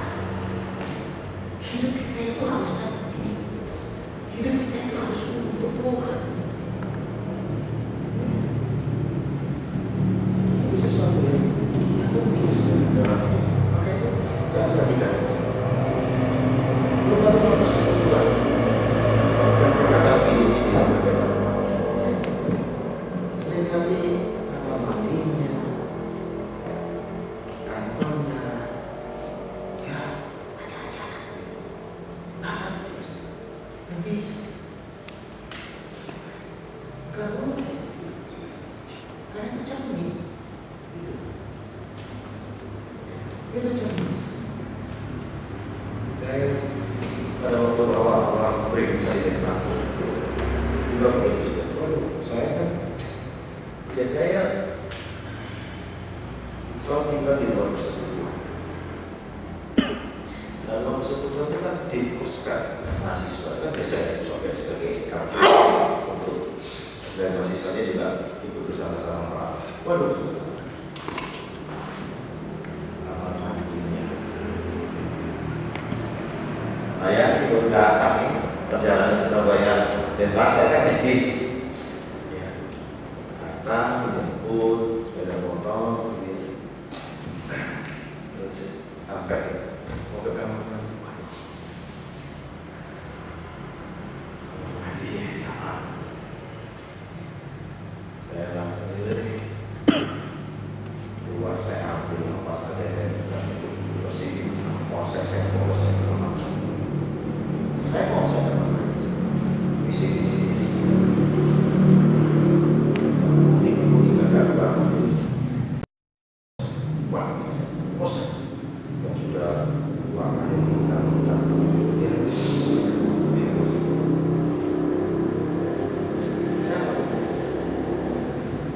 bagi saya nanti adik-adik kalau adik masuk ya terus ke belakang kok orang-orang di situ kok nggak marah seperti ini ya kan itu sesuatu hal yang biasa ya kan itu sesuatu yang biasa akhirnya hal-hal yang semacam itu bukan menjadi sesuatu hal yang aneh lagi itu sudah nggak bisa saya nggak bisa. Hal semacam ini sudah itu penting sekali. Dan kembali kepada potret kita itu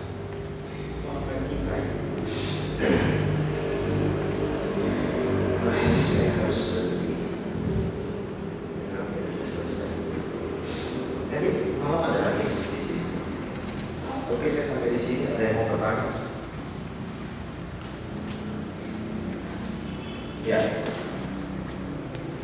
kalau misalnya kita kalau di sini kan kalau misalnya kita punya komitmen di tahun atau sudah tahu itu harus seperti apa ya? Maksudnya penanganannya terus endingnya apakah kita ketika berkomitmen itu harus jelas 24 tahun saya harus mencapai ini misalnya seperti apa? Iya, saya memberikan ini walaupun dari satu kanvas atau bukan sama aja prinsipnya pakai. Kalau jangka pendek, jangka panjang prinsipnya tetap harus sama. Cuma yang menentukan itu kan mimpi besar apa, dan mimpi besar itu saya capai di mana dan bagaimana. Gitu kan? Misalnya, saya bisa pakai dari kanvas sekian tahun, saya pakai di tempat yang lain sekian tahun untuk mencapai mimpi besar.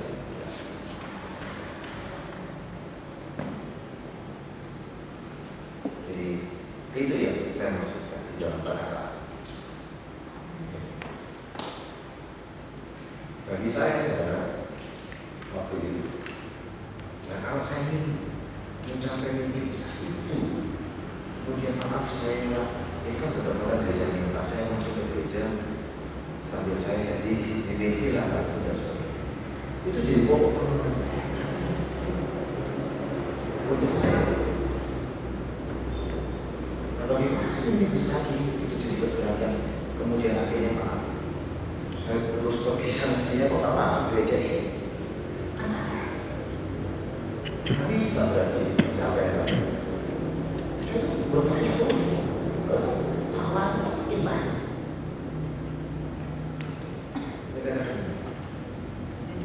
Yang kedua, dia menjadi pokok perhubungan saya.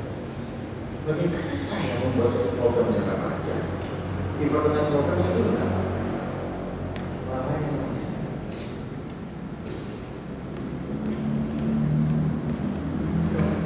Historis ini penting. Kalau mereka tanpa historisnya cuma dikasih programnya, bisa kesana mengimplementasikan program. Ya. Jadi saya waktu itu ya udah. Jadi memang dengan pertimbangan seperti itu. Iya. Karena diminta untuk mengajar, dan sebagainya. Waduh banyak waktu itu. Jadi saya waktu itu justru menolong mimpi besar saya itulah yang menjadikan saya ya menyeleksi semua yang ada. Jadi selektronnya memang mimpi besar. Saya baru mengatakan.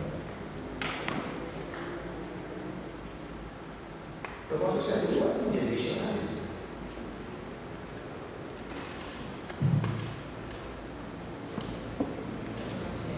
Ya, iya. Seandainya begini, kan kita di kota yang orang-orang yang harus dilayani banyak, ya. Tapi kita stafnya hanya sedikit. KTP juga terbatas gitu karena saya kalau di mana itu kan mahasiswa semakin tahun semakin banyak, tapi stafnya Tambah-tambah ya. Terus kemudian KTP-nya juga ya tantangannya besar gitu. Kan optionnya kadang staffnya yang disuruh banget untuk ini itu mereka sekolah ini dan sebagainya. Siswa alumni seperti itu sebenarnya yang harus dilayani banyak sekali, permintaannya juga banyak sekali. Nah, kalau kita mau menjangkau banyak, mau nggak mau kan ya aktivitasnya nambah. Terkadang impactnya spiritualitasnya memang yang gitu. Bagaimana supaya situ ya spiritualitasnya oke. Dan kawan pelayanannya juga semakin. Sebenarnya sore tadi kita bahas itu bicara tentang poin ke-10 dalam catatan saya. Hidup kita itu harus berdasarkan prioritas. Kenapa? Kalau kita tidak menentukan prioritas, engkau akan satu saat ambil keputusan itu. Karena keputusan itu pasti harus kau ambil. Dan tawaran itu akan makin juga. Itu maksud semua orang yang masuk dalam psikologi. Tapi yang menolong dia dalam mengambil keputusan di samping visi adalah prioritas-prioritas itu. Salah satu poin orang kalau sudah bisa menentukan prioritas itu, dia akan menolong keputusan yang ada. Jadi orang yang tidak punya prioritas itu makin sembarangan keputusan. Tapi orang kalau punya prioritas itu, dia akan dipermudah. Karena tujuan pada tanpa prioritas itu adalah menolong kita untuk menyeleksi hidup kita dalam tawaran-tawaran.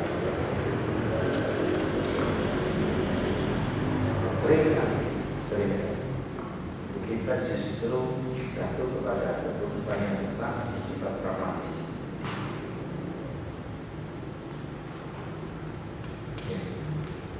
Jadi orang-orang yang tidak memiliki prioritas hidup itu keputusannya kebanyakan pragmatis. Ya situasinya kurang nggak ada energi. Jadi orang yang punya prioritas hidup ada begini. Dia tahu apa yang harus dilakukan. Ya. Dan dia tahu kapasitas yang dia punya.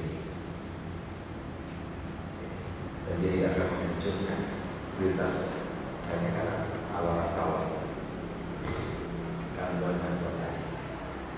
Dan dia tidak perlu merasa bersalah kalau dia melakukan. Jika orang sudah punya mimpi besar prioritas, keputusannya akan membawa dia ke dalam kehidupan dipenuhi dengan sejahtera, bukan rasa bersalah.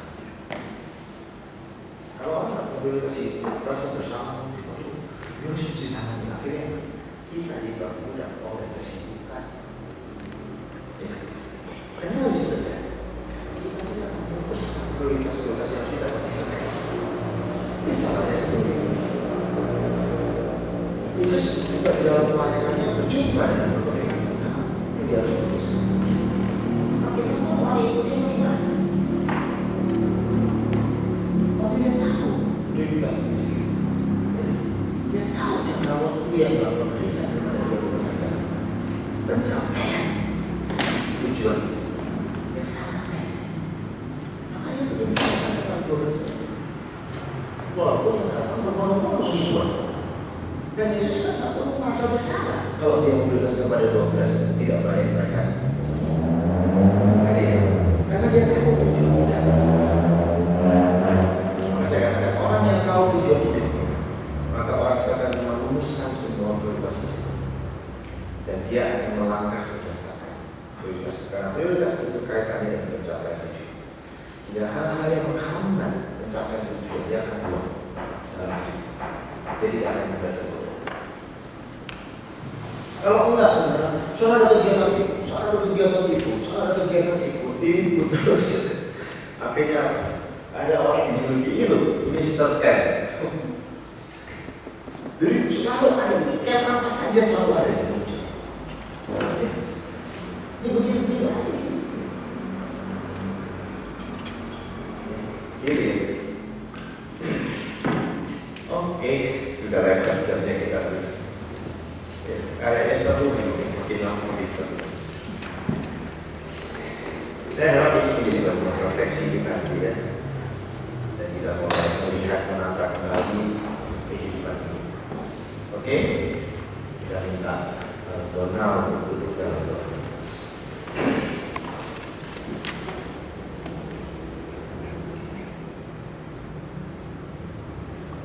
Bapa di surga, terima kasih untuk sesi pada siang hari ini. Siapa kami sebagai pengurus yang Kau telah tetapkan, sehingga pada saat ini kembali kami dicelupkan kembali bagaimana kami menata hidup ini.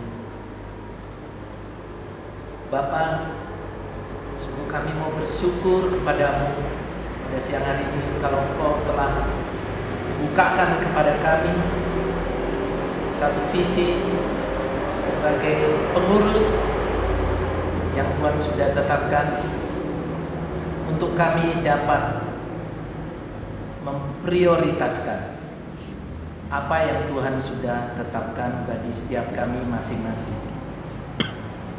Karena itu kami berdoa, biarlah Engkau terus berbicara kepada kami sebagai pengurus. Kami percaya melalui hikmat yang Tuhan berikan bagi setiap kami, Engkau akan memberikan pencerahan apa yang perlu kami kerjakan sebagai pengurus di tempat kami masing-masing. Biarlah yang mengawali itu semua takut akan Tuhan ada di dalam hidup kami, sehingga kami percaya apa yang Kau maui untuk kami kerjakan, Tuhan akan menolong setiap kami. Lembutkan hati kami, Tuhan beri beban kepada kami, dan mantapkan bagi setiap kami untuk boleh mengerjakan apa yang Tuhan sudah percayakan bagi setiap kami. Terima kasih untuk hamba-Mu Pak Lilimanto yang Tuhan pakai sebagai sarana untuk kami dibukakan kembali. Biarlah kami boleh meresponinya Tuhan, dan kesempatan waktu di depan untuk kami boleh bergumul. Biarlah Tuhan boleh terus berbicara bagi setiap kami. Karena kami tidak mau sia-sia pulang dari tempat ini, tapi sebaliknya kami semakin memiliki visi yang jelas sebagai pengurus. Waktu ini sungguh singkat. Zaman ini tidak semakin baik, tapi semakin berat tantangan sebagai pengurus untuk kami boleh mengerjakan pelayanan kami. Karena itu biarlah Tuhan menolong kami untuk terus boleh berlutut dan mengandalkan Engkau saja Tuhan di dalam hidup ini. Terima kasih Tuhan. Kami mengingat janji-Mu. Cari dahulu kerajaan Allah dan kebenarannya, maka semuanya akan ditambahkan kepadamu. Biarlah saat ini apa yang sudah disampaikan oleh hamba-Mu dan belum kami temui jawabannya, Tuhan boleh menolong setiap kami Tuhan. Terima kasih Bapa untuk waktu, kesempatan yang Kau berikan kepada setiap kami untuk boleh duduk, diam, mendengarkan firman. Kami berdoa dan berterima kasih kepada-Mu ya Allah. Di dalam nama Tuhan Yesus kami sudah berdoa dan menyerahkan waktu sesi selanjutnya.